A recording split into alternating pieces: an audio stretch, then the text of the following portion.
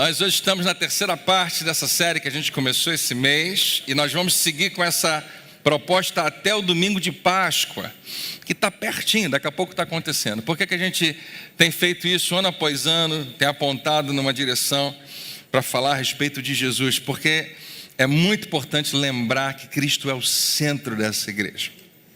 A razão de tudo que nós fazemos aqui aponta na mesma direção, que é glorificar o nome de Jesus. E nosso feriado máximo, com certeza, tem que ser a Páscoa. Nosso dia mais importante é a lembrança da morte e da ressurreição do nosso Salvador. E se você crê, diga amém. E hoje a gente dá mais um passo nessa direção. A gente tem estudado um livro da Bíblia, lendo alguns capítulos a respeito de Jesus, da sua jornada até esse momento, com um propósito específico de quem é o autor desse livro. Então a gente vai falar um pouquinho mais sobre isso hoje. Na minha experiência, eu nasci já nesse ambiente de igreja, nasci pouco tempo depois meu pai foi ordenado pastor. Meu pai foi ordenado quando eu estava para fazer 5 anos de idade, 77. Então, eu vivo essa experiência eclesiástica praticamente a minha vida inteira. E eu acho que se você tem uma experiência semelhante, seja nessa religião, seja em qualquer religião, existe algo que eu acredito que é uma puxada gravitacional, que é uma inclinação natural de qualquer religião. Eu acho que toda religião aponta e se inclina, até sem querer, na direção da conformidade comportamental. O que isso significa? Que para você se envolver e fazer parte de um determinado grupo, especialmente no grupo religioso, é exigido de você um certo comportamento, que você assuma certa postura, que você tenha certas atitudes, que você responda de certas maneiras. Isso é normal e é comum para qualquer religião. O que é interessante é que quando você está envolvido, e até mesmo no cristianismo, e você sai por algum tempo daquela bolha, você sai por algum tempo daquele universo religioso, e você para analisar os comportamentos, alguns deles não fazem muito sentido. Alguns comportamentos que nós adotamos simplesmente para a religião, porque todo mundo faz, então a gente deve fazer também. De repente você olha para aquilo de uma maneira um pouco mais crítica e fala, isso não parece que não faz muito sentido. E talvez essa seja a razão porque alguns, inclusive talvez você, um dia tenha abandonado uma religião. Talvez você tenha abandonado o cristianismo. Você que está assistindo a gente aí, seja em casa, seja onde for, online, talvez tenha uma experiência como essa. Talvez exista gente assistindo a gente que não vai à igreja.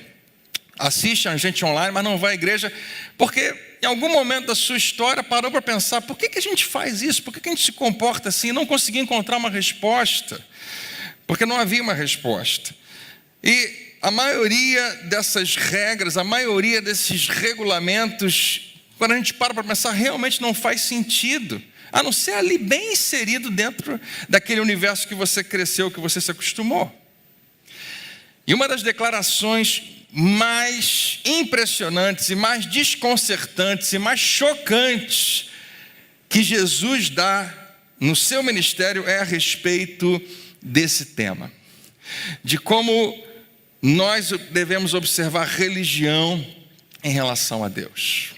Nós estamos hoje, como eu disse para você, na terceira parte de uma série, que a gente vai ter 7 partes, e durante esse tempo eu chamei a Bia e ela aceitou esse convite. Ela está aqui mais uma vez pintando o seu quadro e nos abençoando com o seu ministério. Quero agradecer Meirelles, Cíntia, que está sempre vindo aqui trazendo a sua filha. Eles são da igreja de Nova Vida de Maricá, são da nossa igreja em Maricá, né? Fazem parte dessa família, eu sou grato. E hoje eu pedi até que ela falasse um pouquinho sobre os últimos quadros que ela escreveu, que ela desenhou, que ela pintou. Não sei porque que foi tão difícil, mas eu vou dar um minutinho para você, Cíntia, aproveitar agora, antes de você dar continuidade, ao que parece que vai ficar muito bonito aí, mais uma vez. A gente não sabe ainda o que vai fazer com esses quadros, mas a princípio não vamos fazer nada, vamos ficar aqui na igreja, bonitinho, tá? Mas quem sabe faz um leilão no futuro, quem dá mais, não sei, né? Cíntia, vem cá, Cíntia. Bia, deixa eu pegar o microfone para você. O primeiro quadro que você pintou foi no primeiro domingo desse mês. E ele tinha a imagem de 2 pegadas, se eu não me engano. Acho que a gente tem como colocar ele aqui na tela. E eu vou pedir para você falar para a gente um pouquinho do que isso significou para você com base no que a gente tem tratado. Olá, igreja, bom dia.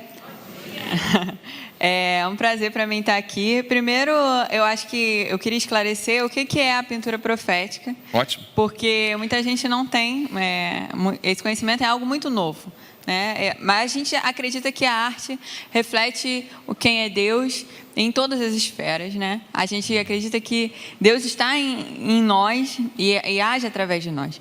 Então, eu tenho o dom da pintura desde que eu era criança. Então, a diferença é que todos nós temos impressões de um culto, né? O que a gente sente quando está aqui, o que Deus fala conosco. A diferença é que eu consigo transmitir e colocar isso numa tela. E muitas vezes não falar só de mim, né, do que eu senti, mas da impressão que eu tenho da igreja e do momento em que a gente está vivendo. Eu sempre falo que eu amo a fotografia, eu acho que a foto também, em certo nível, também consegue transmitir isso, mas a pintura tem a capacidade de passar uma atmosfera que às vezes a foto não passa. E às vezes eu tenho visões, às vezes são impressões, mas eu aprendi a confiar no meu instinto. Porque eu acredito que nós acreditamos que o Espírito Santo habita em nós. Amém. Então, às vezes eu fico, será que é, será que não é? Mas aprendi a confiar que é sim, e que se às vezes eu não tenho entendimento, alguém pode ter e vir falar comigo, e muitas vezes isso acontece. As pessoas perguntam, mas o que é? Eu falei, caraca, não sei, entendeu? Então, se você souber, pode me contar. Então, assim, eu vou falar, assim, a impressão que eu tive, mas pode ser que seja outra coisa para você. Então, sinta livre, se quiser compartilhar comigo, ou não, ou só Deus falar no seu coração, tá, beleza. Amém. Então, esse quadro foi o de semana passada. Retrasada. São 3 até agora.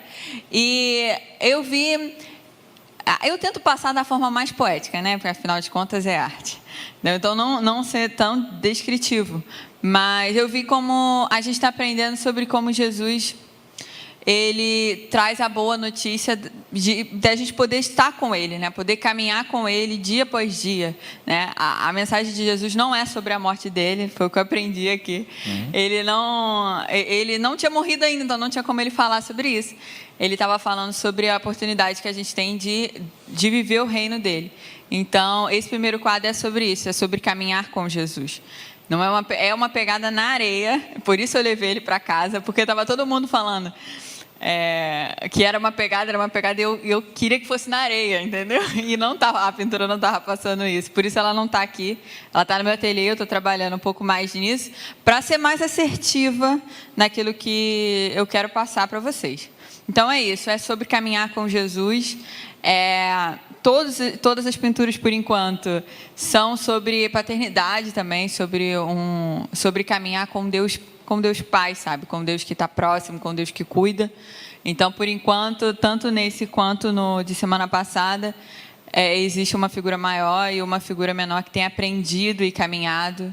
E é mais sobre isso. A próxima também é sobre viver com... Essa está aqui. Não sei se você consegue ver de longe, né? Porque ficou bem pequenininho lá no meio, mas é a imagem de como se fosse um pai e um filho, né, Bi? De mãos dadas. Eu gosto que é pequenininho assim, porque você vai ter que chegar perto para ver. Você precisa... De longe a gente tem uma impressão, mas de perto, com certeza, é outra impressão. A palavra foi sobre o fim das barreiras, né? De 3 barreiras que Jesus destruiu e para a gente poder estar perto dele. E a pintura, a intenção é essa é uma pintura sem barreiras, né? Sem começo e fim, sabe? Eu ainda vou trabalhar mais nisso, mas é um mar revolto e a gente está ali com Jesus caminhando e aprendendo e perseverando, independente das circunstâncias. Legal. É isso. Hoje também acredito que é algo sobre isso, né? Por enquanto é um deserto meio esquisito, mas vai virar um deserto bem bonito. Com certeza. Obrigado, Bia. Obrigada. Amém. Você pode aplaudir. Bia, obrigado.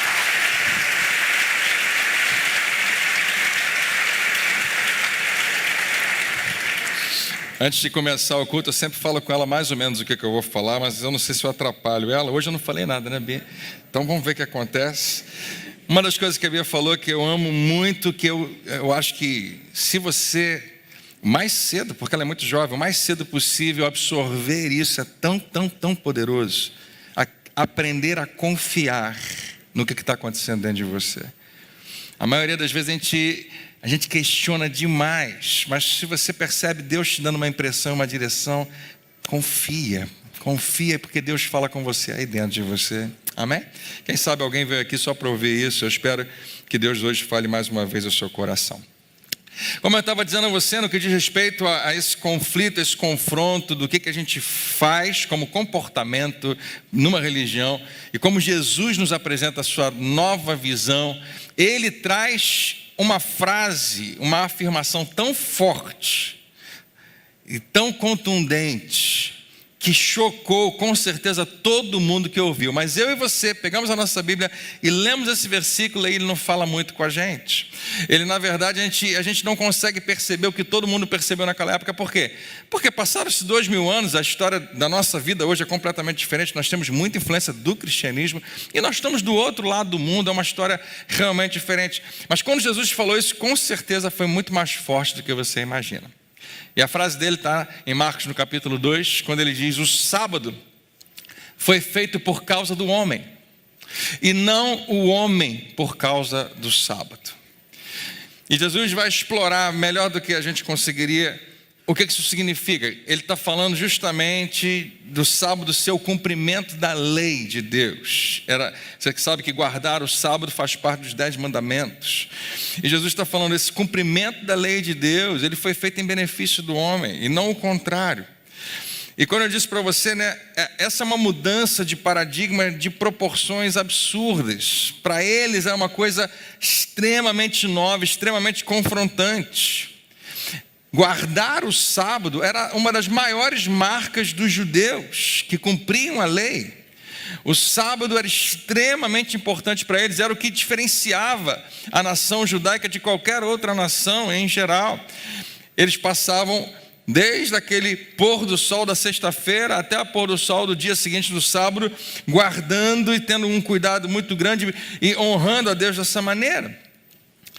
O que eu quero chamar a sua atenção é que Jesus, no ponto que ele quer deixar aqui quando ele fala isso, é que pessoas são mais importantes do que o sábado. Pessoas são mais importantes do que o cumprimento daquela lei. E para aquelas pessoas isso era um absurdo. E eu poderia falar algumas frases parecidas aqui na igreja, e alguns iam achar um absurdo, porque a gente se acostumou ao cumprimento de certas leis, até que se amoldar a um certo comportamento para agradar a Deus, mesmo que isso fira, machuque pessoas.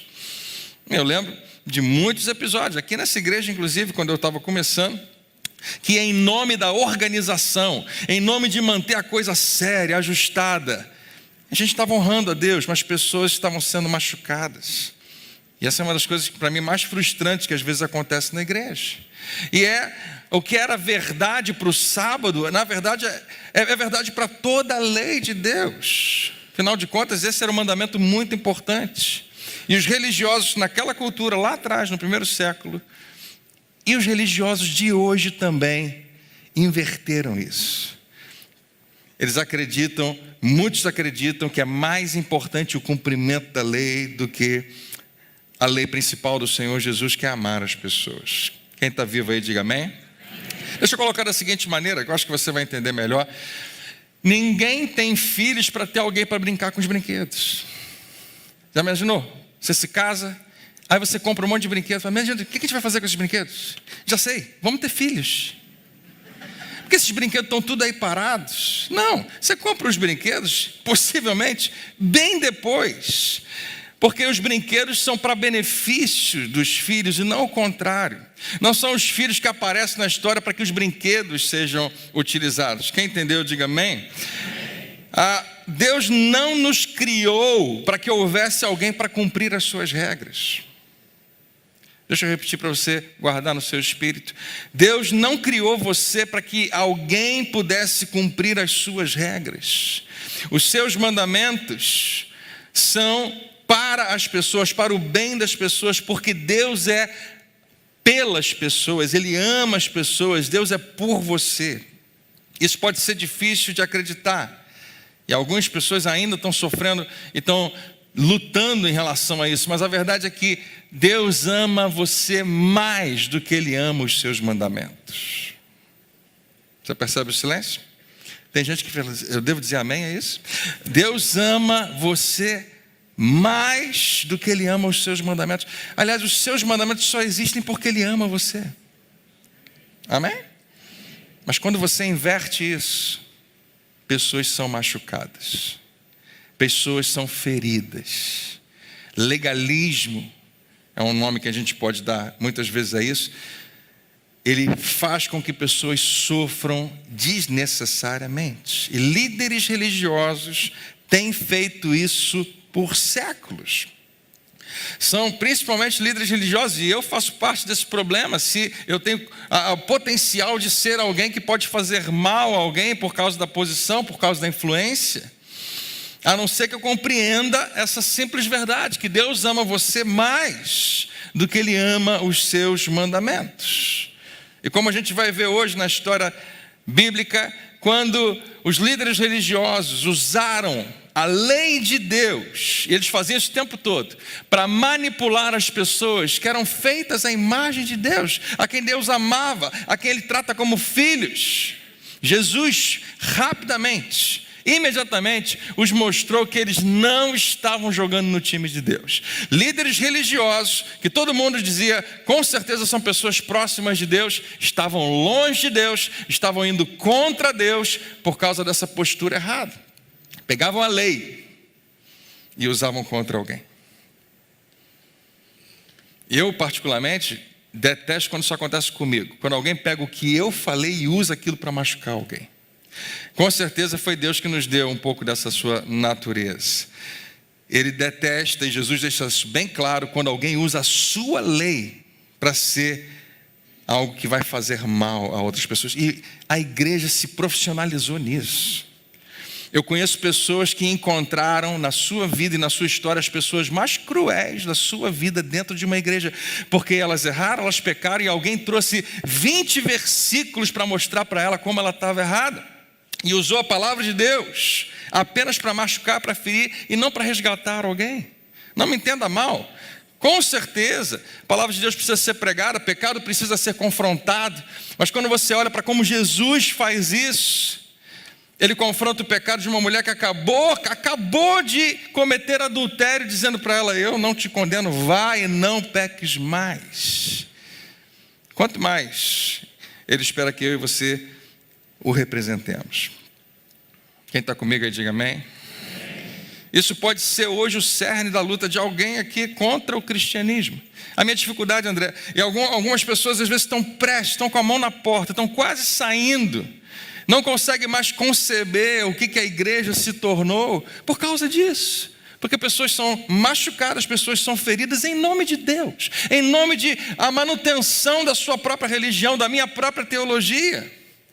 E eu espero, pela graça de Deus, que as palavras de Jesus hoje penetrem no seu coração, penetrem na sua maneira de viver e de pensar, nos seus paradigmas religiosos, para que você possa entender o amor do seu Pai Celestial.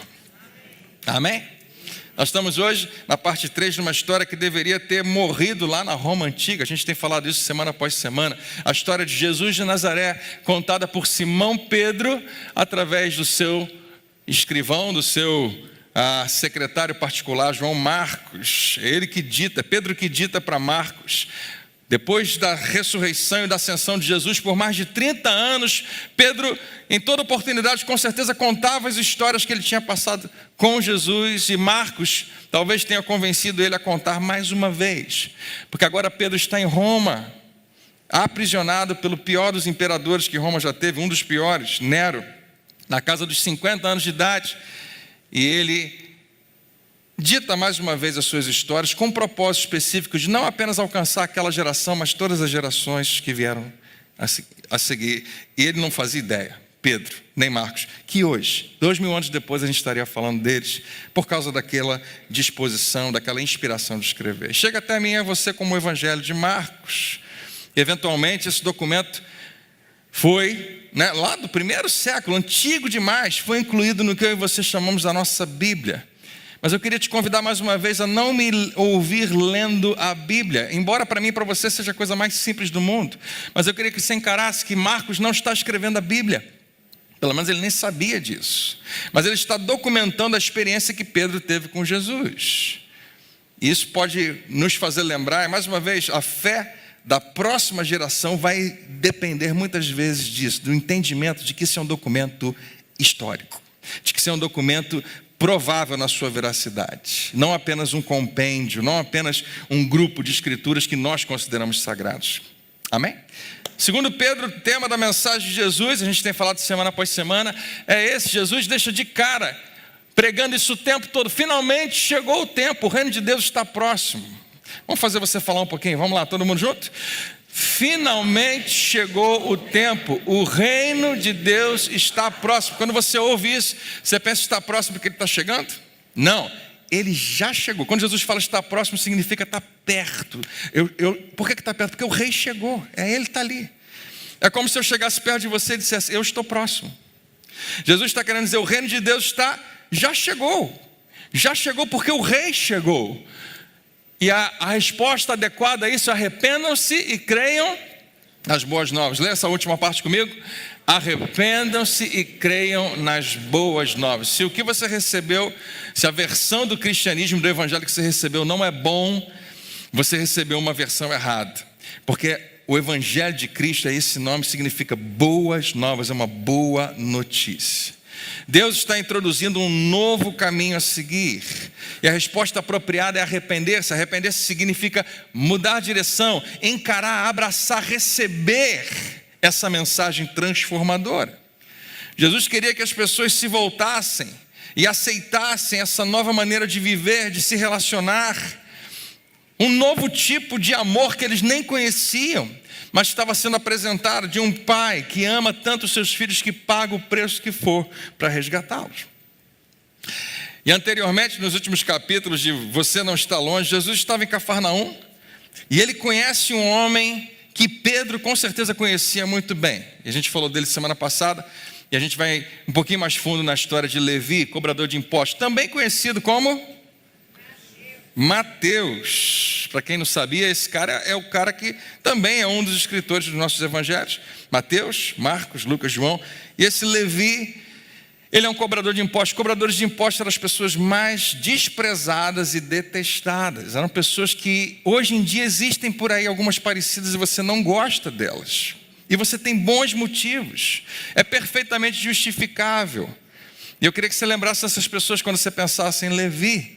Pessoas que você tem dificuldade de se relacionar porque fazem tudo errado. E Jesus faz a coisa mais louca que alguém poderia fazer: convida Levi para segui-lo. Convida Levi a vir atrás dele, vir com Jesus. E nesse momento, Pedro, André, Tiago, João, que já estavam seguindo Jesus, devem ter pensado: será que não existe um padrão? Será que não existe algumas coisas, uns pré-requisitos para seguir Jesus? Será que qualquer um realmente pode ir? Não há restrições quanto a quem pode ser convidado a participar desse reino, a participar desse grupo, a ser um seguidor de Jesus. Qualquer um pode. Ao que Jesus daria um sorriso e diria: você não viu nada. Porque quando Jesus convida um homem como Levi para segui-lo, isso fere o sentimento dos patriotas, porque Levi era um traidor da nação. Fazia parte de uma turma que traía a sua própria nação. Feria o sentimento religioso das pessoas mais religiosas. Pedro, André, Tiago, João, que já estavam andando com Jesus, eram homens trabalhadores, justos, buscavam fazer sempre a vontade de Deus. Eles pensavam: a gente vai se misturar. Jesus, se Levi começar a te seguir, a gente tem que pensar se a gente vai continuar te seguindo. Porque isso vai significar que quem olhar para a gente vai achar que a gente está em comunhão com esse homem. E a gente não quer que ninguém associe a nossa imagem à imagem dele. Já passou algum momento assim na sua vida, algo parecido? Mas eles decidem continuar. Eles decidem que vão continuar com Jesus. E para a consternação de Pedro, quando Jesus fala, Levi, vem comigo, siga-me. Levi talvez tenha perguntado, para onde? E Jesus deve ter dado mais um sorriso e dito, eu acho que a gente podia ir para a sua casa. E talvez Pedro tenha falado, meu Deus, só está piorando o negócio. Porque na casa de Levi, eles nem queriam, ninguém podia nem entrar direito, porque entrar na casa de alguém, sentar à mesa com alguém, indicava intimidade, indicava que a gente estava perto, que a gente se amava, que a gente tem um respeito profundo um pelo outro. Mas Jesus, mais uma vez, só está começando. Ninguém está preparado para o que vem a seguir. Marcos capítulo 2, verso 15. Durante uma refeição na casa de Levi, isso está errado em todos os níveis que você pode imaginar. Quem olha para isso fala, está tudo errado. Porque estar sentado com alguém revela intimidade, tem algo simbólico aqui, implica aceitação. Se eu sento com você naquela época, significa que eu não tenho nenhuma crise com você, que a gente está junto. Mas fica pior, porque a Bíblia diz, muitos publicanos, cobradores de impostos, e pecadores estavam comendo com Jesus e seus discípulos, pois havia muitos que os seguiram. Diga, muitos. Quanto que é muitos? 2, 3, 4, 10, 20, depende da situação. Muita gente, aparentemente, ou por ideia de Jesus, ou por ideia de Levi, convidaram o escritório todo para ir para casa com ele. Gente, pode parar aí, vamos fechar a bancada, vamos lá e vamos seguir. Pode chamar os amigos, pode chamar a família, vamos todo mundo lá para casa. E isso era desagradável para quem estava olhando do lado de fora. É nítido, porque a Bíblia vai narrar, vai dizer, quando os mestres da lei, esse pessoal eram os grandes homens religiosos. Era gente que realmente prezava pela palavra de Deus, pela obra de Deus.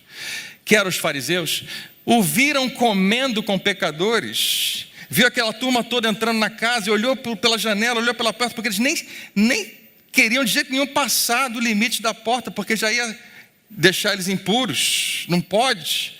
E quando eles viram aquilo, perguntaram aos discípulos de Jesus, talvez tenha chamado eles do lado de fora, Pedro, vem cá, André, Tiago, o que está acontecendo? Isso é muito doido, porque é isso mesmo que eu estou vendo, é Jesus que está lá com esses homens, com essas mulheres, é Ele mesmo. Por quê? Porque Ele come com publicanos e pecadores. O que está implícito nessa frase? A gente não consegue nem tomar um cafezinho com Ele, Ele não dá nem um minuto de atenção para a gente. Mas a pior parte de tudo é que ele não sabe que pega mal para ele. Ele é um mestre, ele é um rabino. Todo mundo reconhece ele como uma autoridade espiritual. Deixa eu tentar fazer uma ilustração para você entender. Se você mora aqui na área, eu não moro, eu não conheço tudo. Talvez você consiga pintar esse quadro melhor do que eu. Mas imagina que num barzinho aqui na Pinto Teles, numa mesa do lado de fora, com pagode ao fundo, com algumas mulheres dançando com não muitas roupas. Você olha para a mesa e tem um traficante desconhecido, chefe de não sei de onde, um miliciano e o seu bispo sentado à mesa. Quando você olha, você não sabe de quem é a cerveja e de quem é o guaraná. E aparentemente eu estou muito à vontade rindo junto com eles. Você está rindo agora? Mas você ia passar e você ia falar, tem alguma coisa errada. Não dá para entender muito bem isso. E talvez você falasse com alguém, você não faz ideia do que eu vi agora. Me ajuda a entender. Por quê? Por quê? O pastor da igreja está sentado com aquelas pessoas. E aparentemente muito à vontade, rindo junto com eles. Por quê? Cá entre nós, será que para ele está tudo bem? Aquela situação toda? Será? Não, e cada um poderia pensar o que fosse. Deixa eu te falar um negócio, Jesus não tinha a menor crise com o que pensavam dele, por acharem que ele era pecador por associação. Ele não tinha problema. Não quero que ninguém me veja perto dessa pessoa. Jesus não tinha esse problema. E eu acho que a sua igreja não deveria ter também. Porém, eu sei que é uma crise. Se você visse uma cena dessa, ia ser uma crise. Não pega bem aos nossos olhos. Alguns vão até citar o versículo, pastor, tem que fugir da aparência do mal. Né? E a gente acha que justifica muitas das nossas decisões. Jesus não pede desculpa por nada, ele só aumenta o problema. Tão maravilhoso. Ouvindo isso, Jesus lhes disse: não são os que têm saúde que precisam de médico, mas sim os doentes. E Mateus está comendo, ele para de comer. Eu falei, ele chamou a gente de doente? Chamou, Mateus, chamou você, Levi e os seus amigos. E Jesus é isso mesmo. E Jesus deu um sorriso para eles e falou: sim, querido, você e seus amigos são tudo doentes. Vocês não sabem disso? E aparentemente eles caíram em si e perceberam essa realidade. Eu não acho que Mateus se sentiu ofendido, mas deve ter parado para pensar. É verdade. Olha para a minha vida, olha o que eu faço. Olha as minhas decisões, olha a minha postura. Eu sou doente, eu preciso de um médico, eu preciso de ajuda.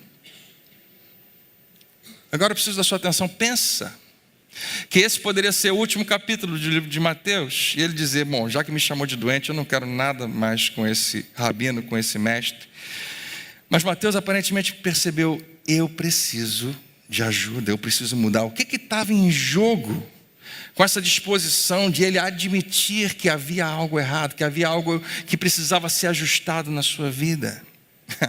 Nós hoje temos o Evangelho de Mateus, porque ele decidiu, porque ele escolheu, porque ele admitiu que ele precisava de ajuda. Existia um mundo à frente, um mundo esperando Mateus, ao qual ele não fazia ideia.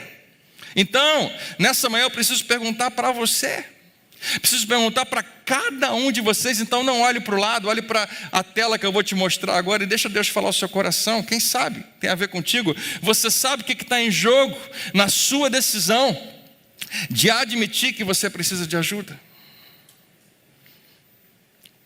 Porque em geral, a maioria de nós não acha que precisa, ou seja, não quer admitir, mas no fundo a gente sabe. Eu tenho um problema. Eu tenho um problema, ninguém conhece o meu problema, mas eu sei, eu toda hora digo: eu vou conseguir vencer, eu vou resolver, não, vai passar. E ano após ano, o problema persiste. E eu vivo e convivo com ele. E admitir que precisa de ajuda significa buscar ajuda. Talvez uma mania, talvez um vício, uma dependência, talvez uma postura errada, um hábito errado. Então, deixa eu fazer de novo a pergunta: você sabe o que pode acontecer daqui a 1 ano, daqui a 2 anos, daqui a 3 anos, e não vai acontecer? Não vai, porque você simplesmente não admitiu que precisava de ajuda. Ou então vai acontecer, pode acontecer, tem muita chance de acontecer, porque você finalmente admitiu que sozinho não dá, que você precisa de ajuda. Eu acho que a resposta à sua pergunta é não. Você não sabe o que está em jogo, porque você é como Levi. Mas aqui vai um vislumbre para você. O que está em jogo é um mundo de liberdade, de perdão, de paz, que você ainda não conhece. E você nunca saberá até que dê um passo e siga adiante. Alguém disse amém? Obrigado. Todos os dias da sua vida, olha para mim, todos os dias da sua vida existe um convite aberto do teu Salvador para segui-lo, para esse tipo de liberdade, para essa nova vida que Ele tem para você. E alguns nunca vão saber o que perderam até que finalmente aceitem esse convite. Deixa eu voltar para a história. Marcos capítulo 2, verso 17 diz: ouvindo isso, quando ele falou dos doentes, né? Quando ele falou isso, não são os que têm saúde que precisam de médico, mas sim os doentes. Ele diz: eu não vim para chamar. E isso é interessante, porque Jesus está falando algo que nenhum deles tinha essa prática em nenhuma religião. Nem religiões pagãs, nem cristãs chamavam. Não existia evangelismo naquele tempo. Não existia, pessoas não mudavam de uma religião para outra. Elas simplesmente adicionavam religiões muitas vezes. Eu não vim para chamar, ele fala, justos, mas pecadores. E talvez agora Pedro parou de comer e olhou: pô, mas ele chamou eu, chamou meu irmão, chamou meus amigos. Está chamando a gente tudo de pecador, mas deve ter chegado a essa conclusão. Não, Pedro, deixa eu te falar, olhando bem na sua cara, Pedro, todo mundo que eu chamar vai ser pecador. E Jesus poderia dizer, ele não diz, porque eles nem iam entender, eu nunca vi alguém que não seja pecador. Não existe essas pessoas. Então, não é que eu não vim chamar justos, não tem justo para eu chamar. Todo mundo que eu chamar vai estar nessa categoria. Na cultura pagã daqueles tempos, e até mesmo na cultura, principalmente nas outras religiões, os deuses, eles funcionavam como funcionam os seus aplicativos de celular. Quando você precisa de alguma coisa, você inclui mais um. Então, se você quisesse que a sua colheita, você tivesse uma boa colheita aquele ano, vitória na próxima guerra que vai acontecer, que seus filhos fossem protegidos, para cada um tinha um Deus diferente. Bastava você botar mais uma estátua na sua casa, com alguém que põe mais um aplicativo no seu celular. O que você está precisando? Eu estou precisando casar com aquela pessoa. Tem um Deus para isso. Tinha Deus para tudo quanto é coisa. E a única coisa que eles faziam não era, ninguém convidava, deixa o seu Deus, abandona o seu Deus e vem para o meu. Não precisava, basta acrescentar e adicionar outros deuses. Claro, na cultura judaica monoteísta, como eles adoravam um Deus só, não era assim, mas o reflexo disso era muito fácil de entender neles. Era fácil considerar Deus alguém que eu posso usar. Mas ninguém pedia que as pessoas abandonassem seus deuses. Líderes religiosos não ficavam batendo nas portas tentando converter alguém. Mas Jesus, completamente diferente, ele vai atrás de Levi. Ele vai até ele chama, ele convida para segui-lo. Por quê? Pelo que a gente está repetindo semana após semana. Porque finalmente, Jesus está dizendo, chegou o tempo, o reino de Deus chegou, o rei vem até você, e ele vem, o próprio rei, para convidar você. Essa talvez seja essa busca de Jesus pelos pecadores, que nunca existiu antes, ilustra essa natureza revolucionária do reino de Deus. Não é homens buscando a Deus, é o próprio Deus vindo buscar os seus homens, buscar pessoas, convidá-las para o seu reino. Quem está acordado, diga amém. Ele, o Senhor, o Rei, saiu para convidar pessoas. E para garantir que os seus leitores entendessem o contraste, Pedro insere talvez uma das metáforas prediletas do Senhor Jesus. Ele devia repetir isso com frequência. No versículo seguinte, Jesus diz, ninguém põe remendo de pano novo em roupa velha. Naquele tempo, raramente alguém jogava uma roupa fora. A roupa era para usar até não aguentar mais. Então, quando alguma coisa acontecia, remendava-se. E eles sabiam que não funcionava. Então, quando Jesus fala isso, ele está falando óbvio. Todo mundo falou, ok. A gente sabe, claro, ninguém põe remendo de pano novo em roupa velha. Por quê? Porque o remendo forçará a roupa, tornando pior o rasgo. E todo mundo concordava, é verdade. E depois ele fala, e ninguém põe vinho novo em vasilha de couro velha, ou em odres velhos. Que mais uma vez, ninguém estava olhando, tá bom, onde você quer chegar, Jesus? Tudo isso é óbvio, todo mundo sabe disso, mas ele quer ilustrar algo muito poderoso. Essas vasilhas de couro, elas eram esticadas com a fermentação do vinho até o seu limite, e mais tarde se tornavam quebradiços. Se você colocasse vinho novo, em algum momento iria se romper. E é justamente o que Jesus fala, se o fizer, o vinho novo rebentará a vasilha, e tanto o vinho quanto a vasilha se estragarão, tanto o vinho quanto o odre estão perdidos. Qual é o ponto da mensagem de Jesus? É que vinho novo e o pano novo era a sua mensagem, era o que ele estava trazendo, era algo novo. É um remendo de pano novo, é um vinho novo. E Jesus queria que essas pessoas tivessem essa imagem mental de coisas estragadas, de pano rasgado, de odres estourados, que eles conseguissem pensar isso. Eu não queria perder essa roupa, mas ela foi totalmente destruída. Eu não queria perder o meu vinho, mas aqui está todo no chão porque o odre estourou. Jesus queria que elas entendessem isso, porque isso pontuava a impossibilidade de misturar o ensino que Jesus estava trazendo com o judaísmo do primeiro século. E queridos, isso é muito mais poderoso do que você pode imaginar. Jesus está reafirmando a futilidade, a inutilidade de tentar misturar os valores do reino de Deus com os valores, por exemplo, do reino de Roma naquele tempo. Era simplesmente incompatível. Não tem como. E por que eu estou falando isso para você hoje? Porque até hoje isso acontece. Jesus veio cumprir, no sentido de aposentar a lei, cumprir para finalizar, e substituir aquela lei que estava em vigor por algo novo e infinitamente melhor. Mas não poderia ser no sistema que já existia. Os odres precisavam ser novos, o pano precisava ser novo, a roupa precisava ser nova. Jesus falou ao contrário: põe-se vinho novo em vasilha nova. O que ele está querendo dizer? O meu ensino, o ensino de Jesus era o vinho novo. E para suportar o vinho novo, somente um odre novo, e a igreja era o odre novo. Era a sua estrutura, era o seu contexto. E antes que nós possamos resolver isso, porque a gente não vai se aprofundar nisso hoje, Jesus em breve vai falar da igreja sobre como ela sustenta a sua nova mensagem. Pedro, porque ele é um contador de histórias, ele para de falar aquilo e começa a falar de uma outra coisa, mas é para ilustrar o mesmo princípio. Já conversou com alguém assim? Que toda hora fala, aí lembra de uma outra coisa que tem a ver com aquilo e parte para uma outra história. E Pedro nos lança a uma outra controvérsia sobre a questão do sábado, que vai ressaltar essa incompatibilidade. Não dá para ter as duas coisas. Ou você vai ter o vinho novo no odre novo, ou você não vai ter nada.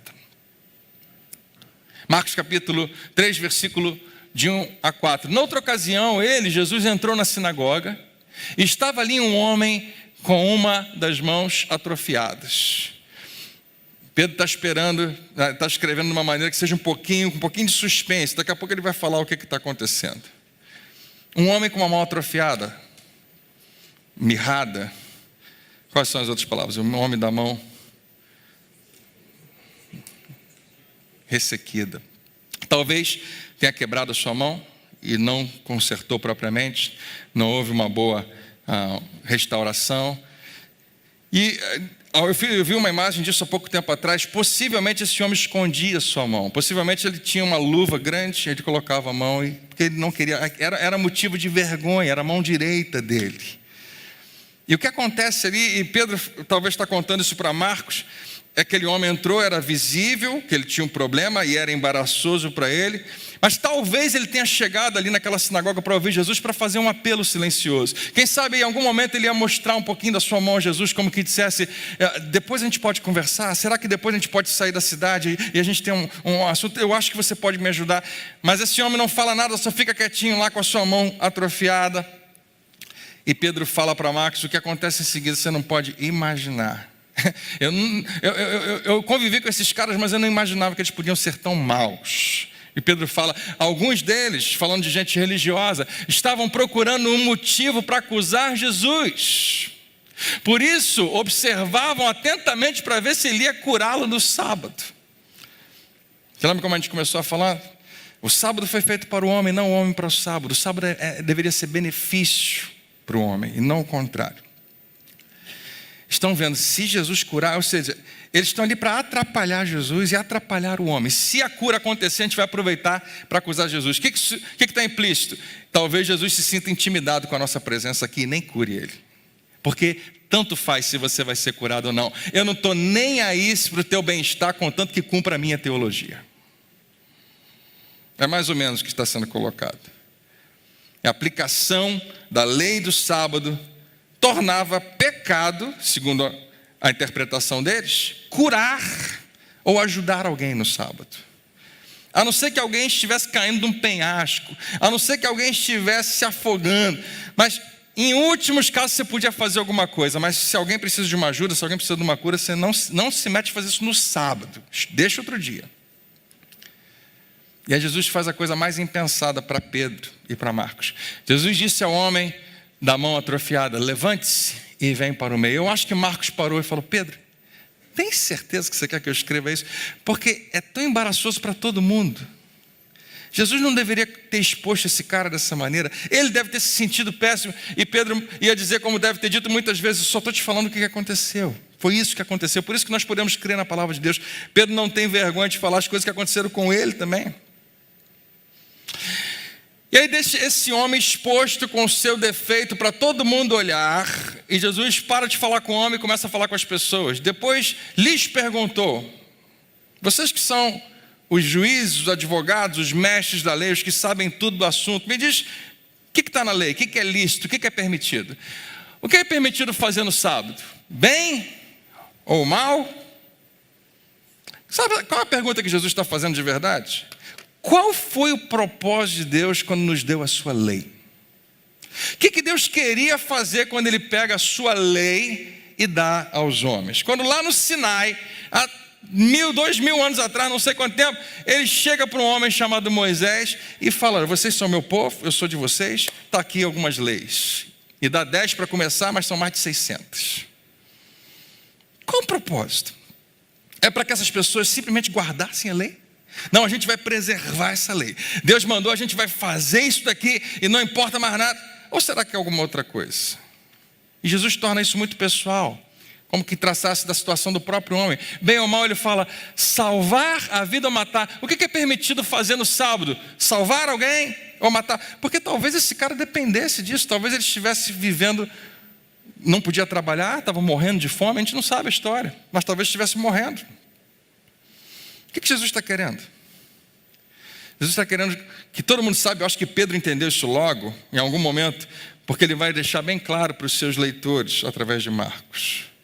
A pergunta é: a lei de Deus é para o bem de Deus? É para benefício dele? Ele ganha alguma coisa quando nós cumprimos, quando nós guardamos, quando nós obedecemos os seus mandamentos? Ou será que é para o bem daqueles a quem Deus ama? A lei de Deus é para benefício de quem? De Deus ou dos seus filhos? Porque se for, como eu já acreditei, eu acho que você também. Hoje eu estou, agora que eu vi que meu pai está aqui, agora um pouco tempo atrás, e você pode olhar para ele, não tem problema não. E eu cresci num ambiente de igreja, observando, graças a Deus, mais uma vez, sempre que eu tenho oportunidade eu falo muito bem dele, especialmente quando ele está na minha frente, de crescer num ambiente onde a gente fugia desse tipo de coisa, de legalismo. Mas ainda assim é difícil evitar que na igreja, você de vez em quando você para pensar: meu Deus, a gente faz isso. Eu tinha a impressão que certas coisas a gente fazia por benefício de Deus. Mesmo que alguém sofresse, mesmo que alguém não gostasse, mesmo que machucasse as pessoas. A gente às vezes vai perceber que qualquer religião aponta nessa direção, muito facilmente. E Jesus faz essa pergunta, mais ou menos parecida com essa: o que é lícito fazer no sábado para vocês? E quando se trata de salvar a vida de alguém, ou então deixar essa pessoa morrer, o que vocês pensam? E eles sabiam a resposta. Mas sabe quando você era criança, seus pais falavam alguma coisa com você e você sabia a resposta, mas você não queria responder? Porque se você disser, você vai se tornar responsável pela tua resposta, você vai ter que encarar que aquilo é verdade. E Marcos perguntou para Pedro: o que eles falaram? Pedro falou: falaram nada, ficaram só olhando. A Bíblia diz: mas eles permaneceram em silêncio. Por quê? Porque se eles responderem, eles vão se tornar responsáveis. Como é que Jesus reage? Como é que Jesus responde a pessoas que queriam usar a lei de Deus de maneira que a lei seja maior e tenha prioridade acima das pessoas? Usar a lei de Deus para manipular pessoas, para que pessoas façam a minha própria vontade. Olha como é que o versículo começa: irado. Exatamente essa é a tradução. Cheio de raiva, mas irado, fala-se de uma ira de Jesus. Jesus olha, e Jesus não está irado com pessoas apenas, ele está irado com o que a religião faz com as pessoas. Como é que Jesus é completamente diferente de religião? É porque a religião olha para ritos, regulamentos, regras, cumprimento de mandamentos. Ah, pastor, o senhor está dizendo que isso não é importante? Claro que é importante. Jesus dá um monte de mandamento para a gente. Mas a pergunta é: o que ele acha que é mais importante que tudo? Quando ele reduz todos os mandamentos a 2: ame a Deus e ame as pessoas. Irado, ele olhou para os que estavam à sua volta. Por quê? Porque os líderes religiosos estavam usando as palavras do seu pai para manipular e muitas vezes machucar gente que o seu pai amava. Gente que colocou as palavras do seu pai acima das pessoas que o seu pai amava. Profundamente entristecido. Tem tanta carga emocional nesse versículo, você nem imagina.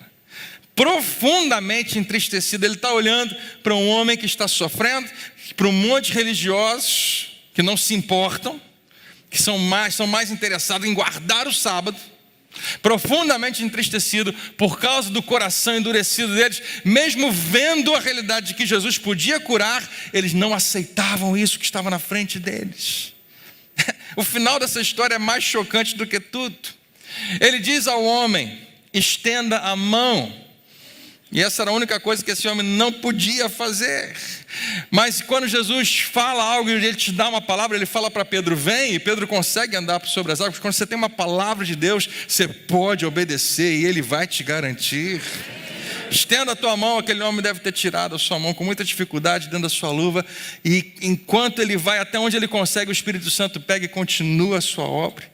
E ele estende a sua mão, a Bíblia diz, ele o fez, ele estendeu e ela foi restaurada. Glória a Deus. Quantos creem que isso realmente aconteceu? Um homem foi curado, a presença de todas aquelas pessoas. Só tem um problema: hoje é sábado. E a reação dos religiosos parece ser tão exagerada para a gente, mas fazia todo sentido para eles. Por quê? Porque eles viam algo naquele episódio que a gente não consegue ver nem hoje. Olha como é que eles reagem, os religiosos. Então, os fariseus saíram e começaram a conspirar com os herodianos contra Jesus sobre como poderiam matá-lo. Gente, sério? Calma aí, faz o seguinte: expulsa Jesus da cidade, não deixa ele entrar mais, manda ele para onde? Manda para Jerusalém, vê se alguém julga ele lá. Vocês realmente estão pensando em matá-lo? Mas esses homens perceberam que o que estava em jogo era muito grande. O que eles poderiam perder diante do que eles estavam vendo, esse homem realmente. E eles não queriam admitir, mas era da parte de Deus. Talvez fosse o próprio Deus fazendo milagres, salvando pessoas, livrando pessoas. Mas eu não posso aceitar porque fere a minha religião pessoal. E mais, esses homens ganhavam dinheiro com isso também. Então Jesus precisa sair de cena, a gente precisa tirar ele. Por quê? Não havia como misturar o reino que eles estavam tentando preservar com o reino que Jesus veio estabelecer. E essa é a crise de religião até hoje. Até hoje religiosos querem fazer isso, querem tentar misturar a sua própria maneira de enxergar a Deus, a sua própria interpretação de religião e de o que significa o evangelho para eles, do que aquele que Jesus veio trazer, que é tão simples e puro. Lembra que eu falei semana passada? Jesus remove um monte de obstáculo, a igreja vem, pega e bota tudo de novo na equação. Jesus remove de uma vez por todas a questão de um homem ser aceito por Deus ou não por causa do pecado. E muita igreja hoje está pregando que se você pecou, Deus não pode te aceitar mais. Que Deus, essa é uma expressão que eu já preguei, né? Que o pecado nos afaste de Deus. Se o pecado nos afaste de Deus hoje, o sangue de Jesus não tem valor nenhum. Deixa eu te falar, o sangue de Jesus é infinitamente maior do que o pecado puder fazer na sua vida. Então não se engane, pecado não te afasta de Deus. Você pode se afastar de Deus se você quiser, mas acho que nem isso você consegue direito, porque a Bíblia diz, Deus fala: aquele que vem a mim de modo algum lançarei fora, que ninguém pode te arrebatar da mão dele. Quantos aqui são filhos de Deus? De verdade? Meu filho está aqui, Davi está aqui hoje? Deixa eu ver. Está lá em cima, cadê? Davi, você é meu filho? Quando é que você vai deixar de ser meu filho? Nunca. Amém? Amém. Pergunta para quem está falando: você é filho de Deus? Ficou com medo? Pastor, o que você está pregando agora? A simplicidade do evangelho. O sábado foi feito por causa do homem e não o homem por causa do sábado. Deus é como um bom pai. Ele ama você mais do que ele ama as suas regras. E aí a coisa mais doida aconteceu. Os irmãos de Jesus e a sua mãe Maria chegam lá com o propósito de resgatar Jesus de si mesmo. Maria diz uma coisa que a gente também passa direto e não percebe a gravidade do que ela está falando. Pega mal para ela, pega mal para Jesus, pega mal para todo mundo. Talvez Marcos tenha falado, é melhor não escrever isso. E Pedro fala, escreve, porque foi exatamente isso que aconteceu. Quando seus familiares ouviram falar disso, de quê? Jesus desafiando o sábado, saíram para trazê-lo à força, pois diziam, ele está fora de si. Que eu acho que eu já falei a respeito dos meus filhos também. Não sei, em algum momento. Talvez você tenha falado a respeito dos seus. Tá maluco? Que isso? Que loucura. E Maria acha que ela tem essa responsabilidade. Mas a gente vai falar disso na semana que vem. Por que Pedro escreve isso? Porque realmente aconteceu. E na semana que vem a gente pega a partir desse momento, desse episódio. Mas antes de você voltar para casa, deixa eu deixar 2 dicas com você. 2 coisas que você pode praticar de fato, que você pode usar hoje ainda. E essa serve para todo mundo. Se você é um pecador, e você está convidado a seguir Jesus. Se você é um pecador, você é todo dia, toda hora convidado. Esse é o convite de Deus, que você o siga. E essa expressão é importante. A gente usa expressões do tipo aceitar a Jesus. Ok, importante. Receber a Jesus, maravilhoso. Mas o verbo mais correto é seguir. O convite de Jesus é que você o siga. E se você o segui-lo, as outras coisas vão acontecer depois. Ele não convida pessoas para crerem primeiro e depois seguirem. Ele convida para seguir, depois vão crer. Ele não convida pessoas para obedecerem e depois seguir. Não, segue primeiro. Vem comigo. Vamos dar um passo de cada vez. Por isso que eu falei, eu não sei qual é a sua história. Eu não sei se você chega aqui na igreja e fala, esse povo aqui é santo demais. Eu não sei se eu vou conseguir ser parecido com eles. Eu não sei se eu vou conseguir largar o meu vício. Eu não sei se eu vou... Volta semana que vem. Segue Jesus, dá um passo de cada vez. Deixa Ele fazer a obra dele na tua vida. Segue. Se você é um pecador, e eu sei que aqui na igreja a gente fala, não, você não é um pecador, você foi justificado pelo sangue de Jesus, mas você entende. Se você é falho, se você erra, se você precisa, se você é como Levi, que tem que chegar à conclusão, eu sou doente mesmo, eu preciso de um médico, eu preciso que alguém me salve, eu preciso que alguém me cure, você admite isso, o convite foi dado, Ele te convida a segui-lo. Em segundo lugar, se você é um seguidor, se você já está seguindo, você está sendo convidado a se render. Porque quando você tomou a sua decisão por Jesus, quando Ele se tornou o teu Salvador, na verdade o convite é que Ele se tornasse teu Senhor. Romanos capítulo 10, versículos 9 e 10 diz, se confessares com a tua boca Jesus como Senhor, se Ele é Senhor, eu sou servo. Eu me rendo.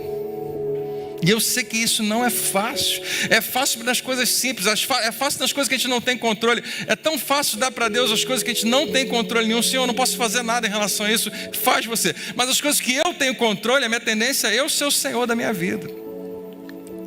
Então, quando se trata de cuidar da segurança dos meus filhos, quando eles saem de noite, Senhor, eu não posso fazer nada. Eu te dou todo o controle. Mas quando se trata de eu ter que tomar uma atitude agora, simplesmente em obediência a Ele, uma atitude difícil de ter que confrontar alguém, uma atitude difícil que talvez ter que dar dinheiro onde eu não queria dar, uma atitude que seja simplesmente uma obediência, às vezes pequena, às vezes grande, eu tenho controle? Então a minha tendência é eu ser o Senhor, mas se Ele é o Senhor, eu me rendo. Se você está seguindo a Jesus, quando a sua vontade colidir com a vontade dEle, apenas diga sim, Senhor. E você não está dizendo sim a uma lista ou uma lei, mas você está dizendo sim a uma pessoa. Diga sim a alguém que veio por você e ama você e é por você e está a teu favor. A gente vive dizendo aqui na igreja que seguir Jesus torna a nossa vida melhor, muito melhor. Quantos aqui são testemunhas disso? Diga amém. Levi, lá atrás, podia ter as suas dúvidas, mas mais tarde ele, que a gente conhece como Mateus, vai escrever e vai citar Jesus dizendo, tomem sobre vocês o meu jugo. Tome sobre vocês o meu jugo, o meu modo de viver, a maneira que eu caminho, o que eu considero que é prioridade, a maneira como eu reajo e eu respondo. O meu jugo é um jugo melhor do que aquele que você está carregando agora. E ele fala: e aprendam de mim, pois eu sou manso e humilde de coração, e vocês encontrarão descanso. Se essa versão de fé contrasta com o que você ouviu de pastores, pregadores, padres ou dos seus pais, talvez eles estivessem tentando derramar um novo vinho num odre velho, uma vasilha de couro velha, tentando derramar um novo vinho vivificante do Senhor Jesus, que traz vida, mas numa religião sem vida. Isso sempre é uma bagunça. Perde vinho, perde odre, perde tudo. Jesus não veio para ajustar algo antigo, mas ele veio para apresentar algo completamente novo, que está perto de você. Finalmente chegou o tempo. O reino de Deus está próximo. Mude de direção. Encara, abraça a boa notícia do reino de Deus.